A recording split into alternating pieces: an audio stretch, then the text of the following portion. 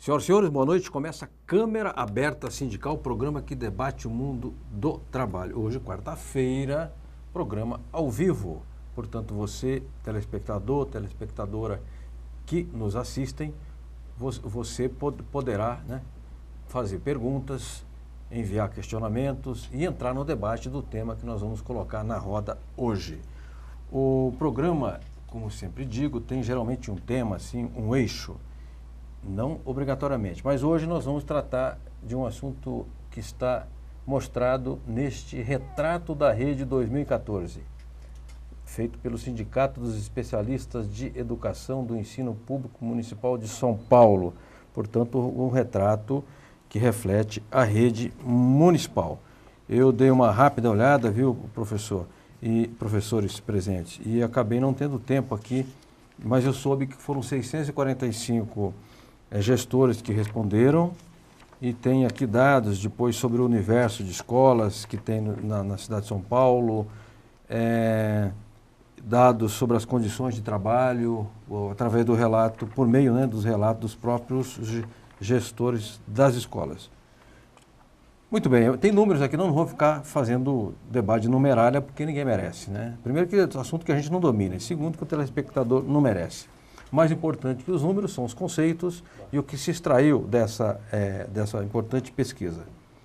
Falamos com 3 convidados. Vamos começar pelas mulheres primeiro aqui, porque o programa Câmara Aberta é muito Clube do Bolinha, é muito homem aqui. Quando vem as mulheres, nós temos que dar a devida valorização. Estamos com a Norma Lúcia Andrade dos Santos, que é diretora de Políticas Sociais do Sinesp, que é o sindicato a que me referi agora há pouco. Obrigado, viu, Norma, pela sua presença. Estamos também com o Cristiano de Mello Snick, que é assistente de escola. Ele não é diretor da entidade. Obrigado, viu, Cristiano, pela sua vinda.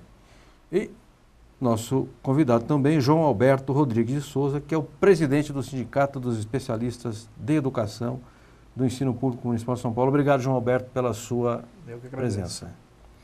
João Alberto, já tratamos numa ocasião, a questão de uns 3 anos, de um dos retratos da rede. Te pergunto, por que o sindicato continua fazendo este levantamento e qual a diferença substancial entre um levantamento e outro? Olha, o objetivo do Sinesp ao fazer esse levantamento é mudar um pouco a perspectiva que se tem na sociedade em relação à avaliação do trabalho escolar. Parece que desde a década de 80 se cristalizou na sociedade a ideia de que você faz uma avaliação, 2, 3 provinhas, e através dessa avaliação você ranqueia as escolas e você rotula o trabalho da equipe daquela escola. E o pessoal da educação não tem medo de avaliação, não. Nós temos, pelo contrário, nós somos uma área que tem a avaliação como algo fundamental e importante para o direcionamento do trabalho. Mas nós achamos que há uma outra face nessa moeda, que é o efeito que as políticas públicas têm sobre o trabalho escolar. E é isso que o governo muitas vezes, e governo, quando eu digo é qualquer um, procura esconder para baixo do tapete, que é como as condições que cada local de trabalho enfrenta tem ação sobre os resultados que esse local de trabalho consegue obter. Então, a gente quer chamar também à baila não só a responsabilidade da escola, mas a responsabilidade que cada administração tem com esses resultados. Ou seja, se numa escola não tem professor trabalhando, como é que você pode avaliar de forma A, B ou C os resultados dessa escola? Perfeito. Então, essa é a ideia que começou há uma década atrás com essa pesquisa, que já é feita todo ano. O 10º retrato. Já estamos no 10º retrato. E há 3 anos atrás, nós passamos a usar essa tabulação de dados para criar um índice de avaliação dessas políticas. Então, desde 2012, nós temos uma nota que a cada ano, a cada início de ano, é atribuída ao governo, em razão de como cada indicador desse trabalho, desse efeito das políticas públicas dentro das escolas é realizado. Perfeito. Eu estava procurando os dados, achei aqui, A gente, quando fala de São Paulo, fala de um universo. A cidade é absurdamente grande, extraordinariamente grande. Os números são chocantes, né, a respeito de São Paulo, sobre todos os aspectos.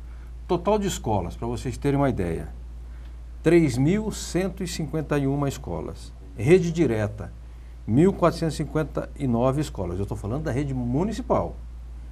Total de docentes na ativa, 59.005. Gestores educacionais da ativa, supervisores 280, diretores de escola 1.298, total de assistentes de diretor, que é o caso do nosso Christian aqui presente, 1.864, total de coordenadores pedagógicos 1.972.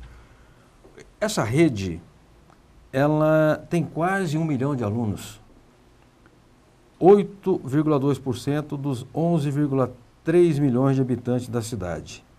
São mais de 83 mil funcionários, quase 84 mil. Portanto, nós estamos falando de alguma coisa grandiosa, não é café pequeno, não. Eu quero agora, então, falar com a professora Norma. Norma, me diga uma coisa. Faz-se essa pesquisa, a avaliação ela é feita pelos próprios gestores que militam nas escolas diariamente, enfrentam a vida dura da educação, às vezes de uma escola abandonada na periferia, sem recursos, etc. E o que é feito? Divulga-se para a coletividade da educação. Isso é entregue para os vereadores? Isso é levado para o prefeito? O prefeito, ou o Kassab, ou a Erundina, ou a Marta, ou o Haddad, que agora está aí, esses prefeitos recebem o sindicato e perguntam, discutem? E se discutem, resolvem? Nós temos uma prática, assim que o nosso documento fica pronto, nós entramos em contato com os vereadores, com o secretário de Educação, com os dirigentes também das diretorias regionais de educação e nós levamos esse material. As primeiras pessoas que têm acesso a esse material é o secretário de Educação, os dirigentes regionais. E a partir daí a gente leva como que está a nossa rede, como está a educação, né, as escolas na cidade de São Paulo. Este ano levamos para o secretário, o César Calegari, onde nos atendeu, nos recebeu, ele viu o retrato e ele até fez um compromisso público, né, de estar revendo algumas situações aqui, como a questão da saúde do trabalhador, violência, e dar uma devolutiva para o sindicato, porque esse trabalho que nós fazemos é para mapear a nossa cidade e também buscar soluções. Não é simplesmente um mapeamento para ficar guardado. É para a gente, em conjunto, buscar soluções. Entendi. Porque nós queremos uma rede, uma escola de qualidade, onde todos os profissionais possam trabalhar lá com prazer, com condições de trabalho, e eles possam não adoecer no local de trabalho, mas sim viver bem no local de trabalho. Agora, vocês formam um GT, tipo um grupo de trabalho, assim, tripartite, para tratar com o poder público, esses encaminhamentos, ou é bilateral, sindicato e Secretaria da Educação? Sindicato, Secretaria da Educação, Sim. Mas nós, enquanto sindicato, nós participamos de todos os conselhos, onde nós também levamos esse retrato da rede, mostramos como está a nossa rede. Tá. Então, por exemplo, nós participamos do Conselho Municipal de Educação, participamos do Conselho do Hospital do Servidor Público Municipal, participamos, acompanhamos na Câmara a Comissão de Educação, Comissão de Justiça, Constituição e Justiça. Então, nós fazemos o acompanhamento e levamos os problemas porque nós queremos a solução dos problemas que nós temos na educação. Até porque, né, professor João Alberto e Cristian de Mello Snick, não dá para tratar a educação de forma compartimentada, né, como se fosse uma gestão burocrática. A educação é dinâmica, ela está relacionada ao ritmo da vida real, com todas as vantagens e as desvantagens, né, que o cotidiano nos coloca, todos os desafios. O Christian, o Rudá Ruth, que é um dos coordenadores aqui da pesquisa, ele diz assim, é uma rede sem escuta, né? Ele diz, foi o segundo ano e diz, em 2014 percebe-se uma piora em muitos indicadores analisados em nossa série histórica. As questões mais agudas são o apoio técnico às escolas e programas de capacitação dos profissionais da rede municipal de ensino, o que aumenta a distância entre o cotidiano escolar e as instâncias superiores do sistema educacional paulistano. Primeiro, eu quero saber se você está de acordo com esse diagnóstico. E o que é, assim, o que é apoio técnico para uma escola? É equipamento, é computador? O que é isso? Bom, a fala colocada no retrato da rede, ela realmente espelha o que nós estamos sentindo hoje na rede e historicamente. Tá? Esse apoio técnico não é fornecer equipamentos, mas sim dar todo o apoio possível, desde formações adequadas a educadores, professores, o quadro de apoio, que são geralmente o que a gente chama de servente escolar, o auxiliar técnico de educação, que é o antigo inspetor de alunos, tá? As direções. Tá? O que você tem muito hoje é uma burocracia que está engessando as escolas, onde vocês são chamados, todo mundo para se compor grupos de trabalho nas diretorias de ensino, tá? Para reuniões infindáveis e que não atendem à escola. Então, aparentemente, parece haver uma escuta, mas não há. Só há demanda de uma política de governo, tá? Não uma política de educação. Correto. Tá? Se serve ainda como parâmetro, em 2010 começou uma discussão na rede municipal do Plano Municipal de Educação. Esse Plano Municipal de Educação, ele está ainda, apesar de ter sido passado por todos da rede, ter sido feito uma grande plenária no AMB, ainda em 2010, com participação de aluno, professor, diretor, comunidade, membros da sociedade civil, tudo isso ainda está na Câmara Municipal. Tá. E está ainda algumas discussões que podem alterar o texto que na época foi votado. Tá. Tá? Você tem uma outra questão que se fala muito de formação na rede. Tá? A formação dos professores... A formação continuada. Tá. Tá? A pessoa entra na rede com a sua formação inicial da faculdade, Certo. mas você tem que ter ao longo do ano e dos anos a formação dessas pessoas na rede municipal. Que seria uma espécie de especialização, é isso? Ou não só necessariamente? especialização, mas toda a formação em serviço. Tá. Tá? Como em toda empresa, você tem uma formação em serviço. Entendi. Tá? Hoje, na rede municipal, você tem um número de cursos que eles atendem muito mais uma política de governo, tá? Do que muito mais as demandas que cada escola apresenta. Correto. Tá? E muitas vezes se quer colocar alguns programas sem se discutir se aquele programa a escola tem interesse ou não. Se aquilo atende a necessidade da comunidade que você tem à sua volta. Tá. Se implementa um programa sem antes verificar se aquilo realmente é viável. Ano passado a gente passou por uma grande reforma em toda a educação municipal. Tá? Foi feito em menos de 6 meses uma grande mudança na educação. E se fala que fazer uma escuta. Como você faz uma escuta em menos de 6 meses com uma rede de quase 1 milhão de alunos? Pois é. Professora Norma, as crianças que vão à escola, em regra, têm pai e têm mãe.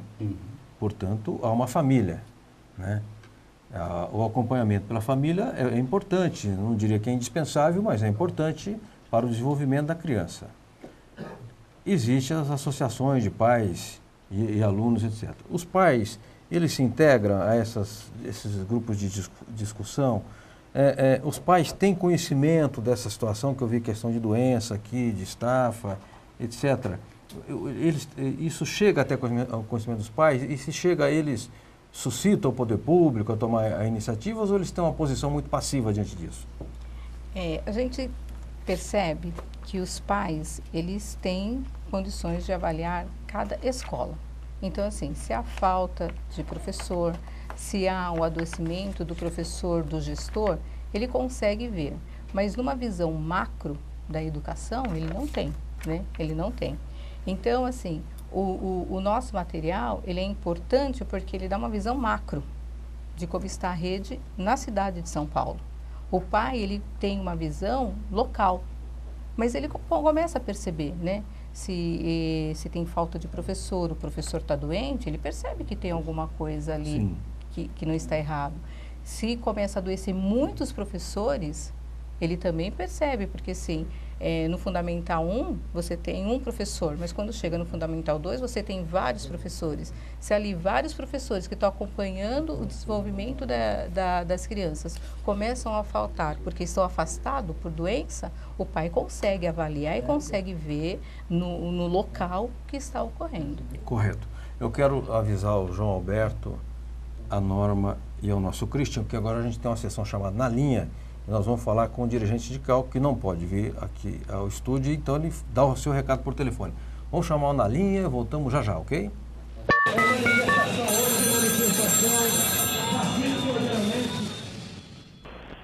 Eu estou falando com o Josinaldo José de Barros, cabeça, que é vice-presidente dos sindicatos metalúrgicos de Guarulhos Região e também diretor do DIEESE, foi até presidente do DIEESE.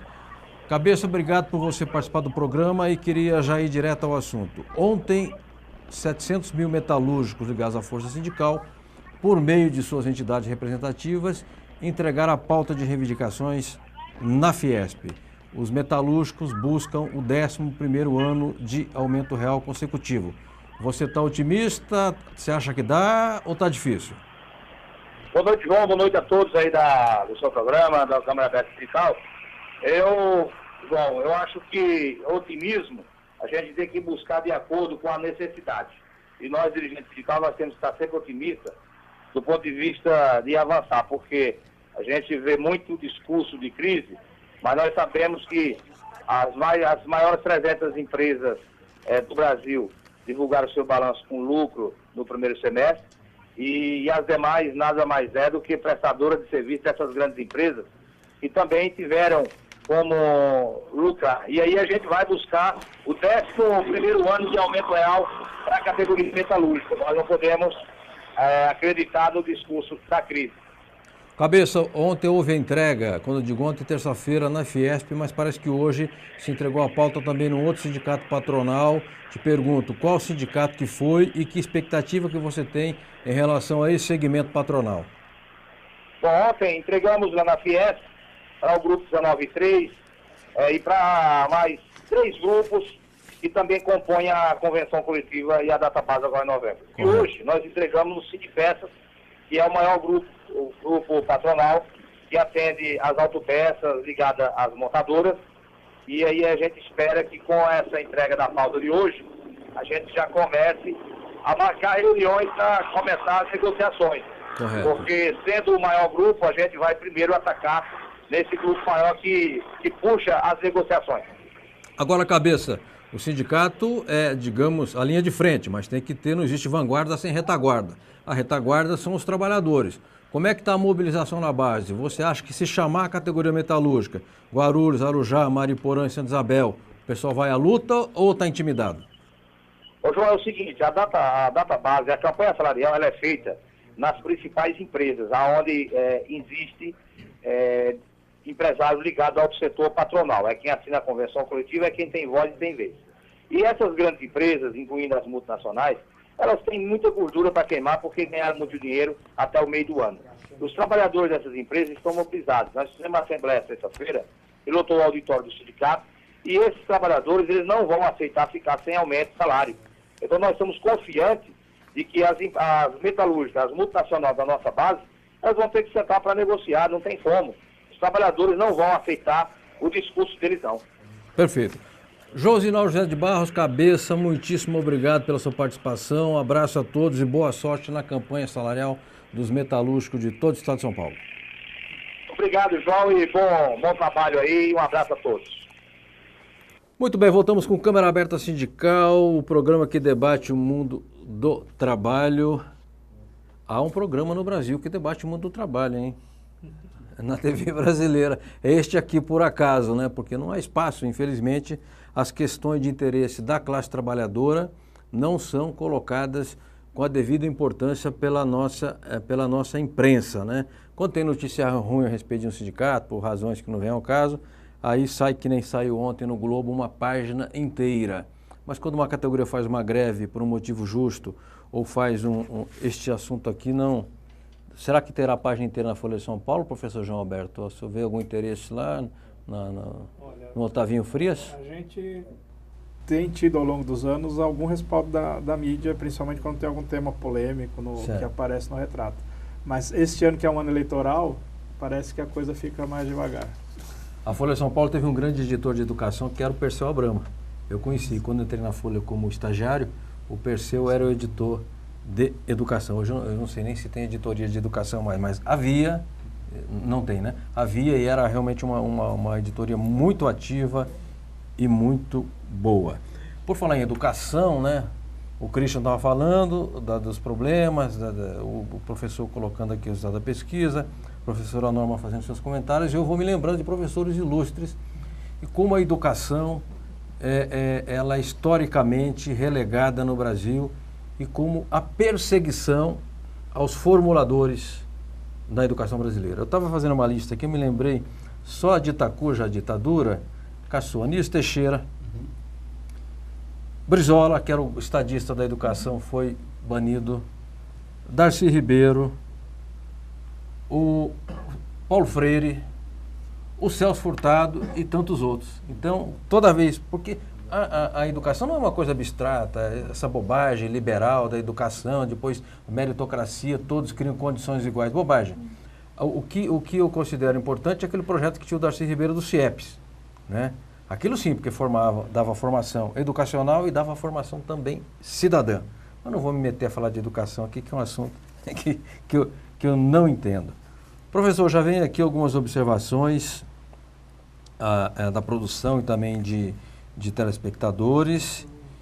Uma aqui, Rita de Cássia, da Penha, pergunta: a insalubridade é um problema comum na rede de ensino municipal de São Paulo? Ou seja, as salas de aula são muito quentes no verão ou frias no inverno, escola de lata, né? E de que outros problemas de insalubridade sofrem os profissionais da saúde? Há problemas de insalubridade, como enfrentam os metalúrgicos, os químicos? Nós não temos mais escolas de lata, há pouco tempo não temos, mas durante muito tempo tivemos. Mas problemas de ventilação são muito comuns nas escolas. Problema de poluição sonora, né? Escolas que ficam na beira de rodovia, de grandes avenidas, embaixo de rota de avião, né? Nós temos problemas graves de ruído. Às vezes o próprio ruído do pátio interfere dentro das salas de aula por problemas de construção que não conseguem dissipar o barulho, né? E além dos problemas que são vividos dentro das escolas, que esses ainda a equipe escolar consegue enfrentar com as poucas verbas que tem, né? O problema grande que a escola não tem como enfrentar está no entorno da escola, né? O entorno da escola é um motivo de preocupação geral nos gestores da educação. E por que, professor João Alberto? Porque não tem vigilância, não tem iluminação, não tem asfalto, tem mato, rato, barata, córrego a céu aberto, né? Então a gente vive na periferia aquela situação histórica da cidade, né? Existe uma ocupação territorial e o pior terreno que sobrou é onde o poder público vai e coloca a escola. Então, desnível de um lugar para outro, escolas com... o deslocamento dentro da escola é muito perigoso, porque tem escada e não tem cobertura, e sobe morro e desce morro dentro da própria escola, né? E isso sem contar lá de fora, onde estão os problemas que a sociedade vive, né? A escola está dentro de uma sociedade. Sim. Né? Então, você vai numa periferia onde não tem asfalto, não tem canalização de córrego, não tem água encanada, o esgoto corre a céu aberto, e isso é comum no entorno das escolas. Eu tenho uma amiga que deu aula na periferia de Mauá. Mauá já é longe, né? Daqui, não estou fazendo crítica, né? Mas a periferia de Mauá é muito longe. E aí tinha um aluno que bebia. Então a professora chamou o pai e disse assim: olha, eu queria te alertar de que o teu filho, ele é dependente químico, porque ele bebe. Aí o pai queria bater na professora e disse: você está dizendo que meu filho é drogado? Puxa vida, né? Quer dizer, então esse é um dos problemas do entorno, né? A que se referiu o professor. Você sabe que as maiores violências que são relatadas dentro da escola não vêm dos alunos nem de nada, vêm da comunidade e da família, né? Ameaças e agressões verbais são fato comum nas escolas e vem não dos próprios alunos, mas a maior parte vem da comunidade, né? e das famílias. Fora as empresárias. Perfeito. Cristian, você quer fazer algum comentário? Aliás, a sua função de assistente de diretor de escola, ela no cotidiano, o que você faz na escola? O professor, eu sei que vai lá, dá aula, escreve na lousa, etc. Tudo. O diretor... Todo o restante. Tá? Hoje um assistente, ou mesmo um diretor de escola, você vai fazer desde você acompanhar se vai ter aula ou não naquele dia, se você tem o seu quadro de professores para aquele dia, se eu tenho merenda para aquele dia, apontar a merenda, ver se a escola está limpa, ver se o prédio está em condições de funcionamento, ver se tem segurança do edifício e mais, na segunda-feira chegar na escola, abrir a escola e ver se ela tem condições de uso. Porque às vezes em algumas escolas elas têm visitas ao final de semana. São invadidas. São invadidas. Tá? Você pega a nossa rede municipal de São Paulo, tá? A grande parte não tem mais, aos finais de semana, tá? Uma vigilância, nem noturna. Então, você fecha a escola 6h30, 7 horas, algumas escolas vão até às 11, tá? Dependendo da escola, ela não tem, tá? É o caso principalmente das creches, chamados 6 na prefeitura, ou das EMEIs, que são as antigas pré-escolas, tá? Eles fecham às 7 horas, esses prédios. Sim, sim. Vai abrindo de manhã às 7 da manhã. Muitos não têm mais vigilância. Então, o que você pode encontrar nessa escola, ou não encontrar, existe muito risco. E a gente fala muito de periferia, mas você tem fora da periferia escolas consideradas centrais, que são tão ou mais perigosas Sim. como as de periferia. Porque na periferia, em alguns casos, a escola conseguiu um bom trabalho com a comunidade, quem frequenta a escola é daquela comunidade do entorno. Sim. Algumas escolas um pouco mais centralizadas, as pessoas não têm tanto vínculo com a escola, porque é uma escola de passagem. Entendi. A pessoa vem de longe para estudar lá. Tá. Ou por opção, ou porque não tem uma outra escola mais próxima. Tá? Então não se cria vínculos com essas escolas. Tá. Ou porque a região também se empoderou economicamente, então os alunos do entorno não estudam mais nela. Sim, sim. Tá? E você tem toda essa questão. Então nós, como assistentes, ou mesmo os diretores, a quem nós nos reportamos, nós fazemos de tudo. Por exemplo, desde também ver se queimou uma lâmpada. Você trata de tudo. Entendi. Ou seja, é uma situação que você tem que controlar todo um equipamento. E o João atendimento? falou bem, não tem verbas Certo. para tudo isso daí. Tá? Tá. Bom, eu queria voltar a falar sobre isso, mas também não quero fazer aqui do nosso programa um muro de lamentações, porque senão a gente acaba caindo assim num cacoete da imprensa brasileira, Sim, sim. que é só destacar o aspecto negativo. Há uma pergunta que vai ser respondida pela professora Norma após o intervalo, mas é do Roberto Costa de Pinheiros. Diz, como está a questão da hora-atividade na rede municipal de São Paulo? Ainda é muito comum o trabalho do professor, o professor levar o trabalho para casa, como corrigir provas e trabalho dos alunos? Que reflexos isso tem no resultado do estudo?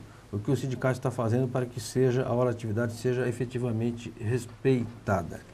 Ela vai responder daqui a pouquinho, vamos chamar o intervalo. Também tem o Jaime do Jardim Bonfilioli, tem Rubens da Santa Cruz, tem Josefa de Interlagos, Lourenço aqui da Penha. Há várias perguntas que a gente vai colocar que tem a ver com o assunto hoje que nós estamos tratando, que é, deixa eu mostrar aqui, mais uma vez, o retrato da rede 2014, da Rede Municipal de Ensino, pelo Sindicato dos Especialistas de Educação no Ensino Público Municipal de São Paulo. Ok? Vamos ao intervalo, voltamos já já com câmera aberta sindical. A FEComerciários, formada por 68 sindicatos filiados no estado de São Paulo, representando 2,5 milhões de comerciários, apresenta Momento FEComerciários.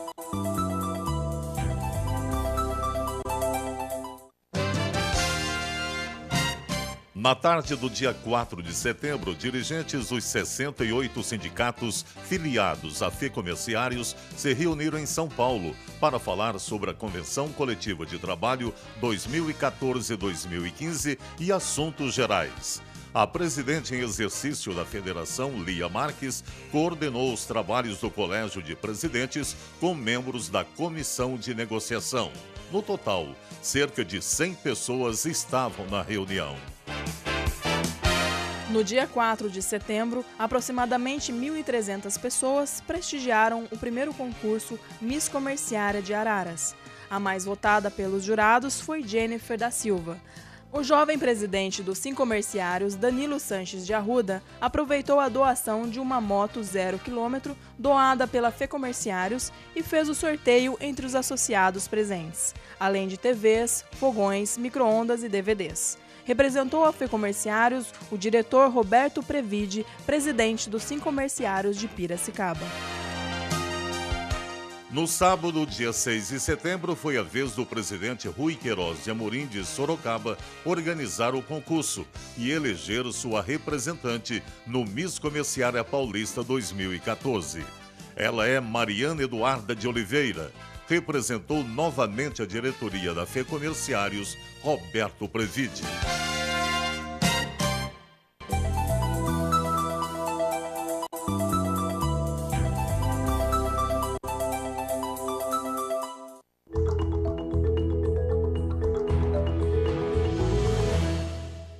Brasil viveu dias inesquecíveis. Contrariando aqueles que acreditavam que não ia ter Copa, a Copa do Mundo da FIFA chegou ao Brasil e foi muito bem recebida.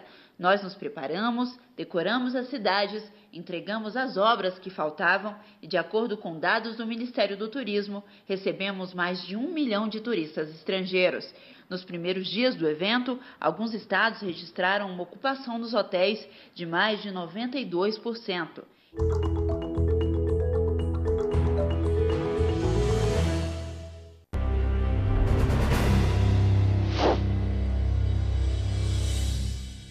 A nova central compreende que o processo eleitoral é um momento importante para a classe trabalhadora.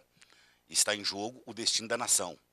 Nós sabemos que, do ponto de vista partidário, a nova central não tem nenhuma filiação, não tem nenhuma relação. A nova central ela é independente partidariamente, mas tem uma posição política. Nós achamos que o voto classista ele é necessário, é um voto que marca, é um voto que define e um voto que determina. Esse é o momento de uma posição política da classe trabalhadora com vistas ao destino do país. Muito bem, voltamos com Câmara Aberta Sindical, o programa que debate o mundo do trabalho, hoje falando do retrato da rede 2014, da rede municipal de ensino na cidade de São Paulo. Deixa o data, tem o data Câmara Aberta aqui também, que eu pergunto aqui todo o programa. Professor João Alberto, seu voto para presidente será em quem? Marina. Seu? Luciana. Em quem? Luciana. E o seu? Aécio Neves. Perfeito. Então, nós temos aqui 3 Dilma, 2 Aécio, 1 Marina e 1 Luciana Genro. Já temos aqui, o programa aqui eu não combinei, aliás, eu não combino nada aqui, e perguntei no espontâneo, que aí fica mais legal. O voto do Aécio Neves, o outro foi do Almino Afonso, que estava sentado aqui a semana passada, e aí explicou por quê, deu lá as explicações dele, que eu achei bastante coerentes, aliás, o Almino sempre muito politizado. Eu queria mostrar um material de uma outra entidade. Há um momento aqui no programa em que a gente mostra materiais sindicais. Jornal do Comerciário, Sindicato dos Empregados no Comércio de Jales. Tem até a ver mais ou menos com o que nós estamos tratando aqui. Sindicato cadastra mães para a creche das comerciárias. Que a creche não é, nunca foi e nem pode ser um depósito de crianças, né? A creche hoje as crianças ainda aqui muito novas já têm atividades didáticas, paradidáticas, etc., o que requer mão de obra qualificada, né? Para cuidar dessa criançada. Também temos aqui o jornal do Sindicato dos Engenheiros, né, do Estado de São Paulo, 6ª Jornada Brasil Inteligente, CNTU formula propostas para o país. Em evento realizado dia 22 de agosto, na capital, Confederação Nacional dos Trabalhadores Liberais Universitários Regulamentados, CNTU, apresentou 50 pontos essenciais elaborados pela entidade visando desenvolvimento e justiça social. Lá estava e publicou-se uma revista interessante. Ontem houve uma atividade no Sindicato de Engenheiros, lá esteve a Dilma, presidenta Dilma, e para tratar com os blogueiros sobre a questão da banda larga, que é a facilitação do acesso à internet. A internet é muito cara no Brasil e funciona mal e, segundo Antônio Sacconi, é mal e parcamente, né? Mas a gente fala mal e porcamente, que acho que expressa mais verdadeiramente o que ocorre. Professora, resposta do nosso Roberto sobre hora atividade. Já implantou aqui na cidade de São Paulo? A cidade de São Paulo tem a hora atividade implantada já há muito tempo. O professor tem opção de jornada, né? E uma das jornadas que o professor tem opção é a GEIF, onde ele pode trabalhar 11 horas de atividade na escola, fora as horas que ele ganha fora, né, de trabalho. Mas mesmo assim, o professor ainda leva serviço para casa. A gente teve agora esse ano a implantação do sistema de gestão pedagógica, que é um sistema onde ele tem que preencher no tablet, ele faz todo o serviço ali, e o professor está fazendo esse serviço, então ele acaba levando o serviço para casa. E mesmo com todo esse horário, a hora atividade que ele tem, o número de crianças por sala é elevado, então para corrigir as provas, para fazer todo o trabalho, acaba não dando tempo. Mas São Paulo, a rede municipal de São Paulo tem ela cumpre a lei do piso, né? A gente tem a hora de atividade para o professor, mas é uma hora que ainda não dá conta de todo o serviço. Correto. Nildo Nogueira, Nildo, diretor do Sindicato Comercial de São Paulo, ilustre morador do bairro do Limão, um abraço para o Nildo, diz aqui, a principal causa da insalubridade dos professores é que eles são obrigados a falar muito durante as aulas, em se tratando de adolescente, que a molecada é barulhenta, o professor tem que gritar. Muitos professores têm perdido a voz. Tem uma filha professora que leciona para aluno de primeiro grau e ela passa por isso. Com esse problema, alega que o Nildo tem que pagar a insalubridade. Tem que pagar, professor João Alberto? Olha, uma das maiores dificuldades que nós enfrentamos no serviço público, e também acontece isso na rede privada, mas no serviço público é ainda mais gritante, é conseguir esse nexo causal entre a atividade e a doença. Né? As administrações sempre se recusam a aceitar que a causa que levou a uma incapacidade seja realmente uma doença ligada ao trabalho. Né? Então essa é uma luta que é sempre realizada, né? E que enfrenta ainda outras questões. Né? É certo que no caso do professor a questão da voz é fundamental, mas na cidade de São Paulo, é incrível isso, mas é um fato, não existe nenhuma ação preventiva de saúde para o trabalhador da educação e para os trabalhadores em geral. Ou seja, numa rede predominantemente feminina, não existe atendimento ginecológico, não existem exames de rotina, e para a rede toda não existe exame de hipertensão, de diabetes, não existe nada. As pessoas estão soltas. Deixa eu ver se eu entendi. Eu vou trabalhar numa multinacional, sei lá, Volkswagen, vamos supor aqui. Aí eu faço aquele exame admissional. A cada 6 meses eu tenho que fazer os exames periódicos. Eu quero crer que faça lá é lei, né? Na escola não faz? Nada. Passa o resto da vida sem fazer um exame sequer. E o professor tem que bancar, se ele quiser, ele vai lá, ou ele tem um plano de saúde, ou ele banca um exame. Ele banca um plano de saúde, ou ele entra na fila do hospital municipal para ser atendido depois de sei lá quantos meses. Bom, eu não sabia disso, confesso que estou chocado, porque, veja só, se o professor desempenha uma das funções mais importantes da sociedade, né, em termos profissionais, evidentemente que esse homem tem que ter saúde física e mental preservadas, né? E o Estado não lhe dá, com 25% do que diz a Constituição, é dinheiro pra caramba, é muito dinheiro. Eu estava conversando com o prefeito de uma cidade aqui da Grande São Paulo, recentemente, e ele me disse, o secretário de Educação manuseia mais dinheiro do que eu. Claro, no orçamento de quase 4 bilhões, o secretário ele manuseia 25, ele, na prática, ele faz girar mais dinheiro do que o prefeito através de seus atos administrativos. Será que não sobra para fazer um HELES exame admissional, um exame periódico? Isso aí ia custar 50 mil reais. Não, isso, hoje em dia é uma coisa relativamente barata. Eu não sabia. Christian, nos manda um abraço aqui o Marinaldo Medeiros, do Sindicato Comercial de São Paulo e da UGT, que sempre acompanha o programa. Um abraço especial ao João Franzin e aos dirigentes sindicais e aos telespectadores. Nós retribuímos aqui o abraço.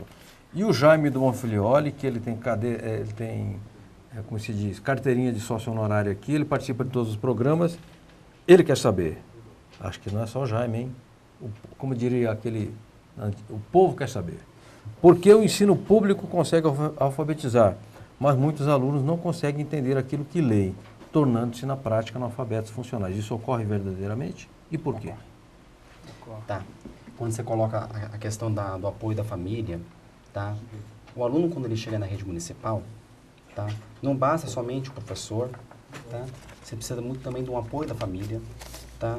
Existe, além disso, crianças que precisam de outros atendimentos. Tem crianças que chegam precisando de atendimento de fono, atendimento psicológico, tá? Problemas nutricionais. E, infelizmente, como o João até colocou, o entorno da escola, ele acaba sendo um pouco mais amplo. Você não tem um sistema de saúde adequado para atender esta criança, tá? Você vai num posto de saúde, o Jaime falou que é do Monfilioli, na próxima região dele, no Rio Pequeno, você tem postos de saúde que tem um psicólogo para atender mais de 800 famílias. Isso é impraticável. É impraticável. Isso porque tem esse profissional. Tem unidades básicas de saúde que não tem esse profissional. Pediatra é o que mais falta, né? Pediatra você não tem em algumas regiões. Ok. Você tem regiões que você tem somente um pronto-socorro para atendimento de urgência. Tá? A gente pode dizer, Bom Filhole, Rio Pequeno, são regiões do Butantã que já não são mais tão periféricas quando você pega Campo Limpo. E a falta... São bairros bons de São Paulo. Sim. Né? Mas bairro valorizado. Diversas chagas. Tá? E essa criança, tá? Ela também tem uma questão do adoecimento do professor. Tá? Aqui no retrato da rede se coloca muito bem isso. Tá? Esse professor ele se adoece. Tá? Em alguns momentos faltam professores para substituírem esse outro profissional. Sim, sim. Com isso você tem uma quebra do trabalho pedagógico em sala de aula. Tá? E esse aluno, ele falou que ele é alfabetizado no início. Ele pode ser alfabetizado no início, mas existe também uma grande rede fora da escola aliciando os alunos para entrar em outras áreas, tá? Que não é educacional, que não seguir um outro caminho. Famílias desestruturadas, tá? E mesmo famílias que também não se preocupam com o futuro daquela criança. Certo. Tá? Então, você tem vários fatores para essa criança ter problema de alfabetização. Mas, Cristiano, para a gente não fazer daqui do programa um programa... Mas há soluções. Sim. Tá? Algumas soluções importantes. Sim, mas deixa só eu fazer uma observação. A gente não ser o Datena do B aqui, né? O Datena do B que só fala das tragédias, da desgraça humana. Os indicadores sociais no Brasil vêm mudando, sobretudo nos últimos 10 anos. Você pega o IDH, né, que chama, você vê que o índice Gini também, o Gini, que eu não sei como é que chama, também tem uma melhora. O professor não tinha piso no Brasil. Era comum você ver na Jornal Nacional, o professor do interior do Ceará ganhava menos que o salário mínimo. Então, houve alguma melhora. Te pergunto, essa melhora, renda, né? Eu trabalho para vários sindicatos de trabalhadores, no caso dos metalúrgicos, vocês testemunharam aqui um dirigente dizer que eles vão buscar o 11º ano de aumento salarial consecutivo. Portanto, eles têm uma década de aumento real. Isso não tem reflexo na escola? Não dá para sentir? Você tem um reflexo, sim. Só que em educação, muitas vezes se fala em políticas públicas de educação. Em educação você não resolve tudo em 1 ou 2 anos. Tá? Quando você fala de um piso salarial, que é uma coisa recente que se tem, tudo bem que a nossa rede municipal já tinha um plano de carreira implantado há mais de 20 anos. Tá? É uma das poucas redes que tem um plano de carreira, a rede municipal. Tá? Mas na educação as mudanças vêm muito lentas. Você tem hoje em dia, sim, algumas questões da chamada educação inclusiva. Tá? Onde você tinha antes crianças que não entravam na rede de educação. Tá? Essas crianças, hoje elas estão. Crianças que tinham dificuldades intelectuais, auditivas, visuais, tá? Elas estão agora dentro do ensino público. Mas esse povo era marginalizado por completo. Era totalmente marginalizado. Olha. E hoje você tem ainda uma grande dificuldade de você ter materiais adequados para trabalhar com esse público. Tá? Quando eu falei daquela questão da formação continuada, precisa você ter uma atenção ao professor que vai atender esse aluno. Primeiramente, você colocou o aluno dentro da sala de aula. Certo. Agora, a gente tem que ter muito mais a preocupação de como trabalhar adequadamente com esse aluno. Tá? Na rede municipal, a gente tem em muitas escolas um professor que atende esses alunos no contraturno. Então, ele vai para a sua aula regular e tem um contraturno, no outro período da escola, que ele vai para alguns atendimentos pedagógicos especializados. Tá? Mas ainda é pouco. Perfeito. Esse efeito que você colocou, Franzinho, é um fato. Né? Tanto que a gente teve a divulgação do IDEB essa semana e o ensino fundamental foi onde os melhores resultados foram obtidos. Né? Até se ultrapassando a meta prevista nas primeiras séries, nas séries iniciais. Então há uma notícia boa. Sim, claro que há. Né? E aí tem bem essa questão, porque muitas vezes se esconde esse lado da importância que tem a formação familiar para a criança. Certo. Né? Nós, obviamente, não estamos pregando que tem uma família padrão modelo, papai, mamãe, filhinho, que a gente sabe que é uma irrealidade nesse país, que não é isso, não é assim que a sociedade está, e a escola tem que trabalhar com esses modelos diferentes de família. A família é uma construção social. Mas o fato é que as pesquisas mostram claramente que o principal fator que influencia até onde a educação da criança vai chegar é a educação dos pais. Perfeito. Né? Uma criança que tem o pai com formação de 1º grau tem 3 vezes mais chances do que outra de atingir essa mesma formação. No caso do pai que tem o ensino médio, 7 vezes mais chance. Puxa vida. Né? Então existe um outro lado que às vezes é esquecido e se vê a família tendo que lutar com dificuldades econômicas, tendo que trabalhar, muitas vezes só a mãe cuidando de todo mundo, ou um núcleo familiar que tem a responsabilidade dividida por todos, né? Mas à medida em que a sociedade vai tendo uma formação melhor para cada geração, isso vai refletir nos resultados, com certeza. Perfeito. Eu quero pedir licença à Norma, ao Christian e ao João Alberto Rodrigues de Souza, do Cinesp, para a gente fazer aqui uma externa. Todo programa nosso tem uma reportagem, uma externa, e não será diferente desta vez. A entrevista foi feita com o José Carlos do Carmo. Ele é médico, auditor fiscal do trabalho na Superintendência do Ministério de São Paulo, Ministério do Trabalho, e ele fala da lei de cotas, que reserva vagas a empresas com deficiência, a pessoas com deficiência, nas empresas com mais de 100 funcionários. Vamos à matéria com o Carmo e voltamos já já para falar do Cinesp, da Rede Municipal de Ensino, ok? Vamos lá? É manifestação hoje, manifestação pacífica, ordenamento. Eu falo agora com o José Carlos do Carmo, CAL, auditor fiscal do trabalho e coordenador do Programa de Inclusão de Pessoas com Deficiência, Inclusão no Trabalho. Ele vai falar com a gente logo após a chamada a lei da cota, né, da empregabilidade, ter completado 23 anos. 23 anos não é pouco tempo. O saldo é positivo? Sem dúvida, o saldo é positivo. E eu costumo dizer que a gente sempre pode, como em qualquer outra situação, olhar a metade vazia do copo ou a metade cheia do copo. A metade vazia é que faltam muitas empresas ainda para cumprirem com esta obrigação legal, que é de reservar um percentual das suas vagas para as pessoas com deficiência. O lado cheio é que nós tivemos nesses últimos anos, graças a essa lei que obriga essa reserva legal de vagas, nós tivemos uma contratação bastante significativa de pessoas com deficiência. Eu quero saber se o Ministério ele orienta o empregador, ele dá informações. Claro que fazer cumprir a lei é sua atribuição número 0, mas ele orienta também, ele indica onde são encontrados esses profissionais?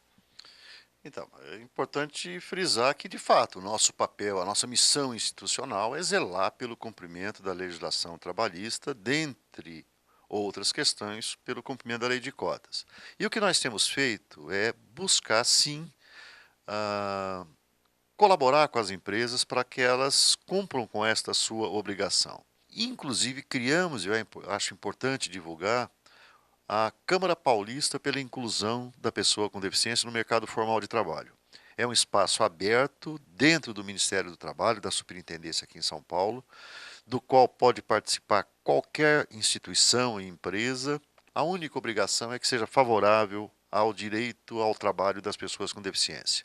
Mas quais são os direitos trabalhistas da pessoa com deficiência? Como os direitos de qualquer outro trabalhador. Não há uma legislação trabalhista especial para a pessoa com deficiência. Mas é importante destacar que, apesar dela não ter estabilidade no emprego, na eventualidade da empresa demitir esse trabalhador com deficiência, que faz parte da cota, ela é obrigada a contratar outro trabalhador também com deficiência ou reabilitado pelo INSS. E, como para qualquer outro trabalhador, a empresa tem que oferecer condições para que o posto de trabalho seja compatível com as características e particularidades que cada trabalhador tem. É manifestação hoje, manifestação pacífica, ordenamento. Eu não quero aqui ser cabotino, ser vaidoso, né? Mas um assunto que nós estamos tratando aqui da educação, com a seriedade que o assunto merece, deveria ser tratado, abordado pela Rede Globo, pela SBT, pela Record, está na Constituição. O primeiro item que diz lá na Constituição do papel dos meios de comunicação é papel educativo, educacional, descumpre na cara de pau o que está no texto constitucional. Esse assunto que o Cal falou, o Cal que eu conheço o Cal há tantos anos, né, o doutor José Carlos do Carmo, isso devia passar no Jornal Nacional para explicar para as pessoas os direitos dos portadores de deficiência, o que eles podem e o que eles não podem segundo a lei, as atribuições das empresas. Isso devia ser divulgado amplamente, infelizmente fica num programa de uma emissora comunitária que não tem o poder de radiação dos grandes veículos de comunicação. Professora Norma Lúcia de Andrade dos Santos, formada em Geografia e hoje não trabalha mais em sala de aula na rede pública. Eu sou do tempo em que a pessoa enchia a boca para falar, sou professor, eu sou professora. o professor, ele era remunerado com dignidade perante os padrões ali da coletividade. Eu não sei fazer uma comparação com o salário de hoje. Ele tinha prestígio social. E as crianças, sobretudo as meninas, queriam ser professoras. Como é que a gente resgata essa vontade numa criança de ser professora? Tem jeito? Eu creio que sim, tem que ter. Porque não pode parar, né? Não pode parar. Eu sou de uma família de professores, né? Eu sou uma família que tem vários professores e nós acreditamos na educação. Então, esse amor que a gente tem para a educação, essa disposição que nós temos para lutar dentro de sala de aula, fora de sala de aula, hoje no sindicato, é porque nós acreditamos na educação. Então, tem que resgatar. E eu acredito sempre que os alunos, eles se espelham no bom professor sempre. Eles sempre se espelham. Então, e por isso que na educação a gente continua tendo muitas pessoas se formando, muitas pessoas optando pela educação. Mesmo com todas as questões que hoje se coloca, violência, saúde, a gente tem aí vários professores. A gente vai nos cursos universitários, nas universidades, a gente vê as pessoas fazendo porque querem ir para a sala de aula. Perfeito. Eu comecei a estudar em 1964 e a minha primeira professora chamava-se Isabel Gaudeano. Nunca mais esqueci o nome da minha professora. Cristian, pergunta aqui o Luiz de Perdizes. Uma pergunta prosaica, mas acho até tira uma curiosidade minha. O professor pode comer merenda escolar do aluno ou ele tem vale-refeição? Ou uma coisa não impede a outra? Hoje o professor na rede municipal ele tem o vale-refeição. E de quanto que é o vale? Hoje o vale-refeição está em R$ 13,48. Tá. Mas não, a merenda escolar ela tem uma legislação específica, né? A merenda ela é destinada ao aluno, tá? É destinada ao aluno. Perfeito. Tem mais perguntas aqui. Professor João Alberto quer fazer algum comentário? Eu posso tocar as perguntas dos nossos telespectadores aqui? Sem dúvida que é mais Esther da Moca. Uma escola, além dos professores, tem mais ou menos quantas outras profissões? Quantos outros profissionais? Uns 10, 15? Mais? Normalmente numa escola você tem os docentes, certo, que são professores. Tem o que se chama de equipe técnica ou equipe gestora, que são aqueles que têm formação de pedagogo, né, o diretor, assistente e coordenação.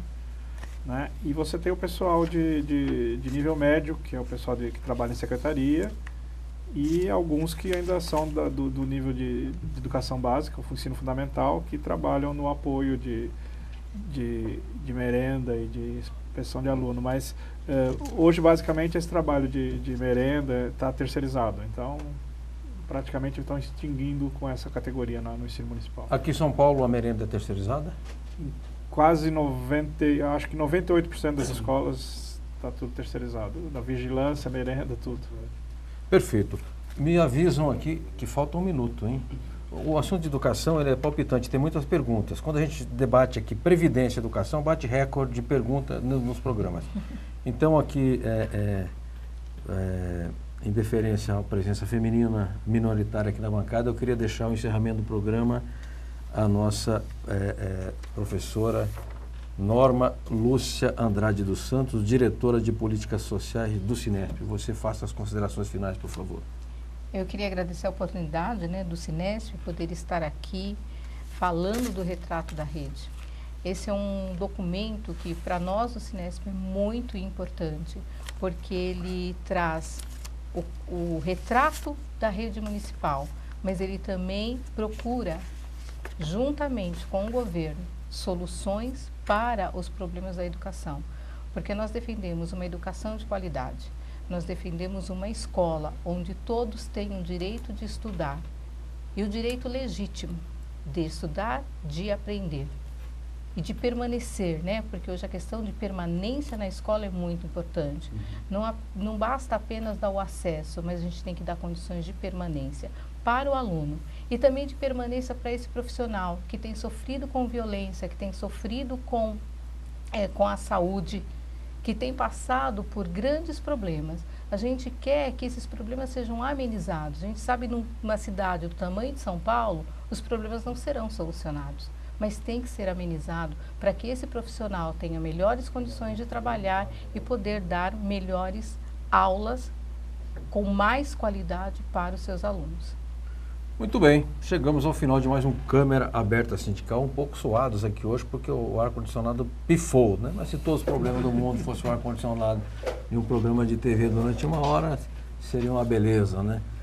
Eu quero agradecer muitíssimo ao João Alberto, ao Christian, à Norma, do Cinesp, que cá estiveram nos dando essa aula a respeito da rede pública municipal de educação aqui de São Paulo. Dizer que nós, em nenhum momento, procuramos passar um quadro trágico da situação. Há problemas, há debilidades. É importante discutir, entender que isso existe e criar mecanismos efetivos de superação e de melhoria constante do padrão educacional no nosso país. Mas fica evidente que para você mudar a educação, você tem que mudar outras coisas. Você tem que criar também um padrão de vida para a população que seja melhor, que o Estado tem que ser mais democrático e mais eficiente. E eu fico muito injuriado quando eu escuto falar, Christian, que não tem psicólogo, não tem médico, porque para esse tipo de profissional às vezes falta. Mas comissionado não faltam nas secretarias, nas estatais, nas autarquias e nos gabinetes da vida. É um festival de comissionamento para apaniguar companheirada, para acompanhar, pode ser tucano, pode ser da esquerda, pode ser da direita, infelizmente é um mau costume nacional. Então, se houvesse menos apaniguados e mais profissionais de carreira, as coisas estariam melhor em todos os serviços públicos brasileiros, da polícia à educação e assim por diante. Feito esse sermão, me despeço aqui dos telespectadores, mandando um forte abraço a todos e a todas e até quarta-feira que vem com um novo Câmara Aberta Sindical. Um abraço. Este programa tem o apoio da TV Interação, Associação Vida e Trabalho e da Ordem dos Advogados do Brasil, Seção São Paulo.